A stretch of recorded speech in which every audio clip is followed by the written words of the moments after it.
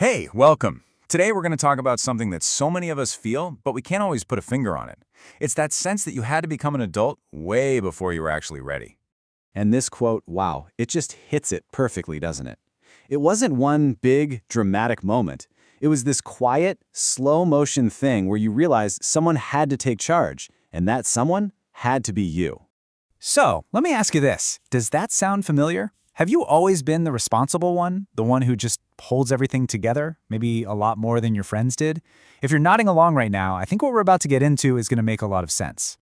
See, here's the thing. This isn't just you having a certain personality type or being what people call an old soul. It's actually a pretty well-understood psychological adaptation. And there's a name for this feeling. And just knowing that name can be a huge first step. And that name is the parentified child. The most important part of this whole definition is that last little phrase, their brain adapts. You weren't just born super strong and responsible. No, you became that way because you had to. Your brain literally rewired itself to put other people's needs first just to keep your world from falling apart. So, okay, how does being a parentified child actually show up when you're an adult? Well, let's dive into the first couple of signs because they build on each other in a really interesting way. This intense, almost fierce independence, right alongside this really surprising sense of guilt. First up, sign number one. You probably practice what's known as survival independence. Now, this is so much more than just, liking to be alone. It's this deep, almost physical discomfort with asking anyone for help. And you can see how this all connects, right? When you're a kid and you can't really count on consistent support, you learn to stop asking. You stop expecting to be comforted because honestly, the disappointment is just worse. So then as an adult, you really struggle to trust people who offer help, especially if it feels like it might not last. Now, that intense self-reliance leads right into our second sign, and this one can feel so confusing. You finally get a chance to relax, to do nothing, and you feel guilty. Or, at the very least, you feel anxious and on edge. So why? Why does that happen? It's a fascinating thing called chronic stress adaptation. Think about it. If calm and quiet in your house usually meant that a storm was about to break, your nervous system learned a really powerful lesson. It learned that calm isn't safe. Alertness is safe. Being productive is safe. So just sitting still can literally feel dangerous to your body. Okay, so this constant state of being on high alert, it creates this incredible dynamic inside you. Let's get into the next two signs because they really focus on this internal conflict, having this super sharp empathy for everyone else while feeling like you're split into yourself. Sign number three is that you have what we could call guarded empathy. Because you had to navigate these really unpredictable emotional environments, you basically developed this emotional superpower, a radar for what everyone else is feeling. And let's be super clear, this isn't just about being a nice person.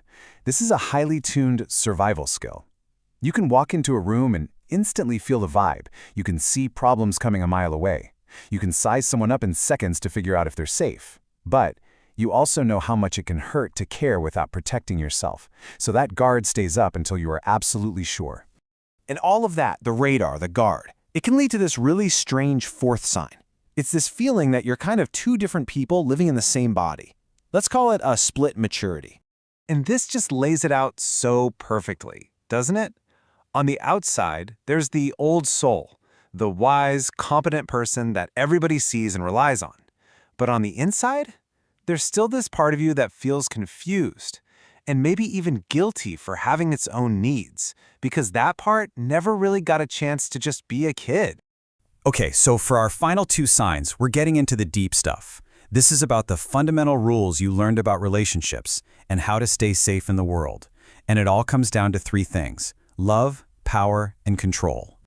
Sign number 5 is this really powerful and usually unconscious belief that love and belonging aren't things you just get. They're things you have to earn. If you grew up feeling like your needs were a secondary priority, you might have learned that your value comes from what you can do for other people. And you can totally see how this would play out, right?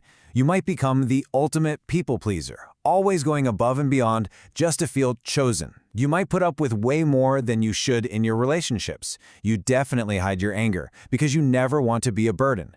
And you're an expert at minimizing your own needs. It's all about proving you're worthy of being kept around. And all of this leads us to our final sign, number 6. You are hyper, and I mean hyper-aware of power dynamics and control. Because you had to take control of your own life and your own safety so early on, your personal freedom, your autonomy, it's absolutely non-negotiable.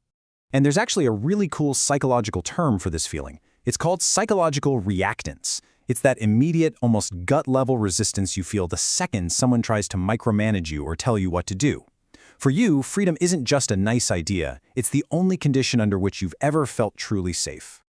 So, we've gone through all these signs, and after hearing all that, you might be feeling, I don't know, a little heavy. That's why it is so crucial that we end by reframing this whole thing. This is not a story about what's wrong with you. This is a story about your strength. I really want this to sink in.